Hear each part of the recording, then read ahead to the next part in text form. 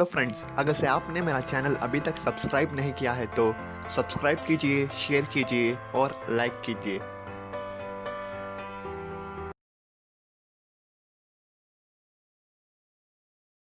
Hello friends, welcome back to the channel story tree. आज जो हम कहानी पढ़ने वाले हैं उस कहानी का नाम the best Christmas present in the world है, जिसके लेखक माइकल मोरपुर्गो हैं। कहानी में आगे बढ़ने से पहले हम इस कहानी के कैरेक्टर्स को जानेंगे। ऑथर, इस कहानी के एक main character. Second character mister gym Macpherson, जो अपने घर से दूर इंग्लैंड की ओर से जर्मनी के अगेंस्ट जंग करने के लिए गए थे। थर्ड कैरेक्टर मिसेस कोनी मैकफर्सन, ये मिस्टर जिम मैकफर्सन की पत्नी है। फोर्थ कैरेक्टर हैंस वुल्फ, ये जर्मन सेना के ऑफिसर थे। Fifth character old man, Mrs कोनी मैकफर्सन के नेबर। सिक्स्थ कैरेक्टर मैट्रन, ये बर्लिंगटन हाउस में एक नर्सिंग होम की मैट्रन है, जहां पर मिसेस कोनी मैकफर्सन थी जब वो बूढ़ी हो चुकी थी। कहानी, एक दिन लेखक ने ब्रिकपोर्ट के एक जंक शॉप यानी कबाड़ी के दुकान, जिसमें सेकेंड हैंड गुड्स और चीज़ें मिलते हैं, वहाँ एक रोल टॉप डेस्क देखा। दुकानदार ने कहा वह डेस्क 19th सेंचुरी का है और ओक से बना हुआ है, लेकिन वह रोल टॉप डेस्क बहुत बुरी हालत में था। रोल टॉप डेस्क बहुत सारे टुकड़ों में टूटा हुआ था। रोल टॉप डेस्क का लेग क्लम्सिलीमेंटेड था और एक साइड में स्कॉच मार्क्स थे। स्कॉच मार्क्स मतलब एक ऐसा निशान जो तब आता है जब कोई चीज़ जल जाती है। फिर भी लेखक ने उसे खरीद लिया कम पैसों के कारण और अपने वर्क रूम में ले आए, जो गैराज के पीछे था। लेखक ने उस रोल टॉप डेस्क पर क्रिसमस ईव से काम करना शुरू किया। उस रोल टॉप डेस्क का लास्ट ड्रॉयर स्टक हो गया था, वह खुल नहीं रहा था। फिर बहुत ज़ोर और ताकत लगाने के बाद वह खुला। लेखक उस लास्ट ड्रॉयर को सीक्रेट ड्रॉयर कहते हैं, क्योंकि उस लास्ट ड्रॉयर में एक छोटा ब्लैक टिन बॉक्स था, जिसके ऊपर एक नोट पेपर था। नोट पेपर मतलब एक ऐसा पेपर जो लेटर लिखने के लिए यूज़ किया जाता है, जो सेलो टेप्ड किया हुआ था। उस नोट पेपर पर एक नोट लिखा था कि Jim's last letter received January 25th, 1915 to be buried with me when the time comes। यह नोट मिसेस कोनी मैकफर्सन ने लिखा था और इसमें वह लिखती हैं कि जिम का आखिरी ख़त और डेट लिखती हैं कि January 25th, 1915 और कहती हैं कि उनके साथ इस लेटर को दफनाने को जब वह मर जाएंगी। लेखक आगे इस कहानी में लिखते हैं कि उन्हें मालूम था कि उस बॉक्स को खोलना गलत होगा, पर फिर भी वह अपने आप को रोक ना सके और उन्होंने उस बॉक्स को खोल दिया। जब उन्होंने उस बॉक्स को खोला तो उसमें एक एनवलप था। एनवलप पर एड्रेस था Mrs Jim McPherson, 12 Copper Beeches, Bridport, Dorset. लेखक एनवलप खोलते हैं। लेटर पेंसिल से लिखा गया था और उसमें डेट December 26, 1914 का था। लेखक लेटर पढ़ने लगते हैं। यह लेटर जिम ने अपनी पत्नी कोनी के लिए लिखा था जब वे इंग्लैंड की ओर से जर्मन के खिलाफ जंग करने बॉर्डर पे गए थे। ने लिखा है डियरेस्ट कोनी, और जिम आगे लिखते हैं कि वह बहुत खुश हैं क्योंकि एक मज़ेदार चीज़ हुई है। जिम कहते हैं कि वह उस क्रिसमस मॉर्निंग के दिन अपने ट्रेंच में खड़े थे और क्रिसमस मॉर्निंग बहुत खूबसूरत थी। आगे से जर्मन सेना ने वाइट फ्लैग लहराया। फिर उन्होंने नो मैंस लैंड, यानी नो मैंस लैंड का मतलब है दो कंट्री के बीच में एक बॉर्डर जहां किसी भी कंट्री का कोई राइट नहीं होता। नो मैंस लैंड का एक और मतलब है कि जंग के दौरान, वार के दौरान दोनों सेनाओं के बीच में एक ऐसी जगह जहां पर किसी सेना का कोई राइट या हक नहीं होता। जिम इस लेटर में लिखते हैं कि नो मैंस लैंड से इंग्लैंड की सेना को जर्मन्स की सेना ने हैप्पी क्रिसमस कहा। फिर इंग्लैंड के भी कुछ सैनिकों ने जर्मन की सेना को हैप्पी क्रिसमस विश किया। फिर सब ने एक दूसरे को विश किया। तभी अचानक एक ग्रे कोट से मतलब है जर्मन सेना, ग्रे कोट वाले ने वाइट फ्लैग लेकर नो मैंस लैंड पर आ गया। फिर एक और जर्मन सैनिक वहां आया। एक जर्मन सैनिक ने तो शराब की बोतल अपने सिर पर उठाते हुए कहने लगा कि उनके पास स्नैप्स हैं। स्नैप्स का मतलब वाइन, सॉसेजेस हैं। और इंग्लैंड सेना से पूछने लगा कि क्या हम मिल सकते हैं। फिर सब लोग, जर्मन की सेना और इंग्लैंड की सेना, एक दूसरे की ओर जाने लगे। खाकी कोट, ग्रे कोट। खाकी कोट से मतलब है इंग्लैंड सेना और ग्रे कोट से मतलब है जर्मन सेना। उनमें जिम भी थे। जंग के बीच वह लोग शांति बना रहे थे। आगे जिम लेटर में अपनी पत्नी से कहते हैं कि कोनी इस बात का अंदाज़ा नहीं लगा सकती कि लेखक कैसे महसूस कर रहे थे जब जर्मन सेना फ्रिट्स के ऑफिसर ने उनसे मिला। फ्रिट्स का मतलब है जर्मन सेना। फ्रिट्स के ऑफिसर यानी जर्मन सेना के ऑफिसर ने जिम से हाथ मिलाया और अपना नाम हांस वुल्फ बताया और कहा कि वह डसलडॉर्फ से हैं और वह ऑर्केस्ट्रा में सेल्लो प्ले करते थे। सेल्लो एक म्यूज़िकल इंस्ट्रूमेंट का नाम है और जिम को हैप्पी क्रिसमस कहा। फिर जिम ने भी अपना परिचय दिया और कहा कि वह कैप्टन जिम मैकफर्सन हैं और हांस वुल्फ को भी हैप्पी क्रिसमस कहा। और जिम ने कहा कि वह एक स्कूल टीचर हैं और जिम डोरसेट से है जो वेस्ट ऑफ इंग्लैंड में है। डोरसेट का नाम सुनकर हांस वुल्फ मुस्कुराए और कहा कि वह उस जगह को जानते हैं।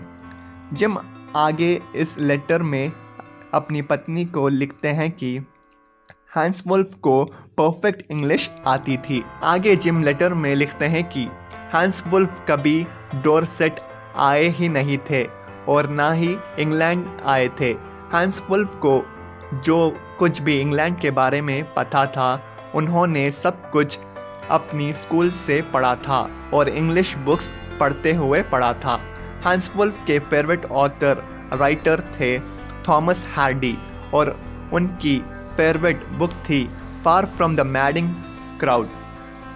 आगे जिम लिखते हैं कि हांस वुल्फ को एक पत्नी थी और एक बेटा जो सिर्फ 6 महीने पहले पैदा हुआ था। सब लोग नो मैंस लैंड पर बातें कर रहे थे, हंस रहे थे, खा रहे थे, स्मोक कर रहे थे। फिर जिम और हांस वुल्फ ने केक खाया जो कोनी ने भेजा था। फिर किसी ने फुटबॉल लाया। फिर दोनों सेना के बीच फुटबॉल मैच हुई, टॉमी और फ्रिट्स के बीच। टॉमी का मतलब है इंग्लैंड सेना और फ्रिट्स का मतलब है जर्मन सेना। जिम और हांस वुल्फ मैच देख रहे थे। वह लोग अपनी अपनी टीम के लिए चीयर कर रहे थे, हैंड क्लैप कर रहे थे और फीट स्टैम्प कर रहे थे। वह एक दूसरे के साथ बहुत प्यार से थे, मानो वे कभी दुश्मन ही ना थे। थोड़ी देर बाद हांस वुल्फ ने जिम से कहा कि हमें इसी तरह फुटबॉल मैच खेल के आपस की लड़ाइयों और जंगों को सुलझाना चाहिए। कारण हांस वुल्फ बताते हैं कि फुटबॉल मैच में कोई नहीं मरता और कोई बच्चा अनाथ नहीं होता और कोई पत्नी विधवा नहीं होती। जिम कहते हैं कि वह फुटबॉल मैच की जगह क्रिकेट को चुनेंगे क्योंकि क्रिकेट खेलने से टॉमीज़ यानी इंग्लैंड की सेना ज़रूर जीत जाएगी। दोनों इस बात पे हंसते हैं और मिलकर फुटबॉल मैच देखते हैं। आगे जिम लेटर में अपनी पत्नी से कहते हैं कि फ्रिट्स ने मैच जीत ली 2-1 स्कोर से, लेकिन हैंस वुल्फ ने सच्चाई के साथ कहा कि उनके गोल्स वाइडर थे, यानी कि बड़े थे हमारे गोल्स की तुलना में। उसके बाद फुटबॉल मैच ख़त्म हो गई। जिम ने हैंस को विश किया और कहा कि आशा करता हूँ तुम तुम्हारी फैमिली को वापस जल्द मिलोगे और यह लड़ाई ख़त्म हो जाएगी और हम सब लोग वापस घर लौट सकेंगे। हैंस वुल्फ ने मेरी बात सुनकर कहा कि हाँ, हर सैनिक दोनों सेना में यही चाहता है। हैंस वुल्फ ने कहा कि टेक केयर जिम मैकफर्सन और कहा कि वह ये लम्हे मोमेंट्स यादों को कभी नहीं भूलेगा और जिम को भी नहीं भूलेगा। हैंस वुल्फ ने जिम को सल्यूट किया और वहाँ से चला गया। फिर जिम लिखते हैं कि रात में जर्मन सेना कैरोल गा रही थी और बहुत अच्छी तरह से गा रही थी। वह साइलेंट नाइट गा रहे थे। इंग्लैंड सेना ने भी उन्हें राउजिंग कोरस दिया, वाइल शेपर्ड्स वॉच्ड का। थोड़ी देर के बाद वह लोग चुप रह गए। आगे जिम अपनी पत्नी को लिखते हैं कि अगले साल क्रिसमस तक यह जंग ख़त्म हो जाएगी, क्योंकि आज जिम को पता चल गया है कि दोनों सेना अमन और शांति चाहती है। और आगे लिखते हैं कि वह और उनकी पत्नी जल्द ही एक साथ रहेंगे और लेटर एंड करते हैं। लेटर पढ़ने के बाद लेखक ने उस लेटर को वापस एनवलप में रख दिया। उस रात लेखक सो ना सके, सारी रात जाग रहे थे। अगली सुबह तक उन्होंने फैसला कर लिया कि वह उस लेटर को सही एड्रेस तक पहुंचा देंगे, यानी कि मिसेस मैकफर्सन तक पहुंचा देंगे। लेखक ब्रिटफोर्ड आए, जैसे एनवलप पर एड्रेस लिखा था। वह मिसेस मैकफर्सन का घर ढूंढने लगे। वहाँ एक बच्चा अपने डॉग के साथ घूम रहा था। लेखक ने उस बच्चे को घर का एड्रेस पूछा। जब लेखक मिसेस मैकफर्सन के घर पहुँचे तो देखा कि वह घर पूरी तरह जल गया था। लेखक ने मिसेस मैकफर्सन के बारे में अगले घर नेबर हाउस को पूछा तो एक बूढ़े आदमी ने बताया कि हाँ, वह मिसेस मैकफर्सन को जानता है। वह एक बहुत अच्छी औरत थी। उस बूढ़े आदमी ने बताया कि मिसेस मैकफर्सन थोड़ी मडल हेडेड थी, यानी कि थोड़ी कंफ्यूज रहती थी, और कारण भी बताया कि कारण उनकी उम्र थी। उस बूढ़े आदमी ने मिसेस मैकफर्सन की उम्र बताई और कहा कि मिसेस मैकफर्सन 101 ईयर ओल्ड हैं, यानी कि 101 साल उनकी उम्र है। और यह भी बताया कि कैसे एक दिन उनके घर को आग लग गई, लेकिन किसी तरह फायरमैन ने उन्हें बचा लिया। घर को आग लगने का कारण स्पष्ट ना था, लेकिन बूढ़े आदमी ने कहा कि शायद आग कैंडल के कारण लगी थी, क्योंकि मिसेस मैकफर्सन घर में कैंडल ही जलाया करती थी। वह इलेक्ट्रिसिटी नहीं लगाती थी, क्योंकि उनका मानना था कि इलेक्ट्रिसिटी बहुत महंगी है। उस बूढ़े आदमी ने बताया कि अब मिसेस मैकफर्सन नर्सिंग होम में रहती हैं, बर्लिंगटन हाउस के एक नर्सिंग होम में, जो डॉर्चेस्टर रोड के दूसरे साइड पर है। लेखक उस नर्सिंग होम पहुंचे। वहां उन्होंने कहा कि वह मिसेस मैकफर्सन के दोस्त हैं और उनसे मिलने के लिए आए हैं। नर्सिंग होम में भी क्रिसमस की सजावट थी। कॉर्नर में एक क्रिसमस ट्री खड़ा था। दूसरे लोग डाइनिंग रूम में पेपर हैट पहनकर गा रहे थे। वहाँ की मैट्रन का मतलब है एक नर्सिंग होम की हेड। एक नर्सिंग होम में जितने भी नर्सेस रहती हैं उनकी हेड को मैट्रन कहा जाता है। मैट्रन ने भी हैट पहनी हुई थी। मैट्रन ने लेखक को एक मिन्स पाई दी मैट्रॉन ने बताया कि मिसेस मैकफर्सन दूसरों के साथ नहीं हैं और यह भी बताया कि मिसेस मैकफर्सन की कोई फैमिली नहीं है, कोई भी उन्हें मिलने नहीं आता। मैट्रॉन ने कहा कि मिसेस मैकफर्सन लेखक को देखकर ज़रूर बहुत खुश होंगी। लेखक मिसेस मैकफर्सन के पास पहुंचे। मिसेस मैकफर्सन व्हीलचेयर पर बैठी हुई थी। लेखक उनके बालों को सिल्वर वाइट हेयर डिस्क्राइब करते हैं। मिसेस मैकफर्सन बाहर के गार्डन को देख रही थी। लेखक ने उनके पास जाकर हेलो कहा। मिसेस मैकफर्सन ने लेखक की ओर देखा। लेखक ने उन्हें हैप्पी क्रिसमस विश किया। लेखक यानी कि ऑथर उस एनवलप के बारे में कहने लगे। लेखक ने टिन बॉक्स खोला और एनवलप मिसेस मैकफर्सन को दिया। मिसेस मैकफर्सन को याद आया और वह बहुत खुश हो गई।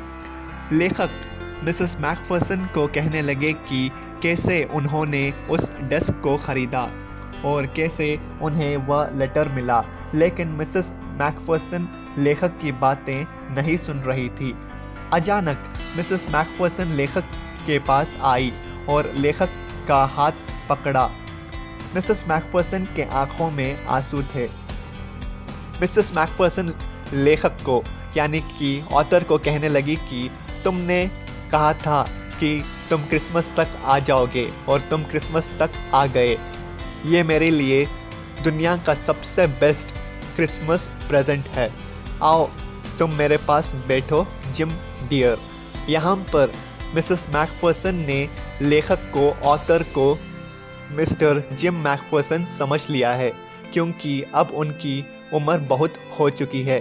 अब वो बहुत बूढ़ी हो चुकी है तो उन्हें सीधा याद नहीं रहता। इसलिए इसी कारण उन्होंने ऑथर को मिस्टर जिम मैकफर्सन समझ लिया है और इसी कारण वह ऐसे बोलती हैं। फिर मिसेस मैकफर्सन कहने लगी कि वह अक्सर वह लेटर पढ़ा करती थी और कहा कि वह जिम का आवाज़ सुनना चाहती थी। उस लेटर के कारण उन्हें यह लगता था कि उनके पति जिम उनके पास ही थे और लेखक को यानी कि अब लेखक को ऑथर को मिसेस मैकफर्सन ने अपना पति जिम समझ लिया है और लेखक को कहने लगती है कि अब तुम वापस आ चुके हो, अब तुम खुद इस लेटर को मेरे लिए पढ़ सकते हो। और कहती है कि क्या तुम मेरे लिए यह लेटर पढ़ोगे जिम डियर, मैं तुम्हारा आवाज़ सुनना चाहती हूँ। और कहती हैं कि लेटर के बाद वह जिम के लिए यानी ऑथर के लिए लेखक के लिए चाय और क्रिसमस केक बनाएंगी, क्योंकि मिसेस मैकफर्सन को पता है कि जिम को मार्जिपन कितना पसंद है। और कहानी समाप्त होती है। मिसेस मैकफर्सन के लिए लेखक ऑथर क्रिसमस डे के दिन best Christmas present in the world बनकर आए। आशा करता हूँ कि आपको यह कहानी समझने आई और वीडियो अगर से अच्छा लगा तो सब्सक्राइब कीजिए, शेयर कीजिए और लाइक भी कीजिए। Thank you.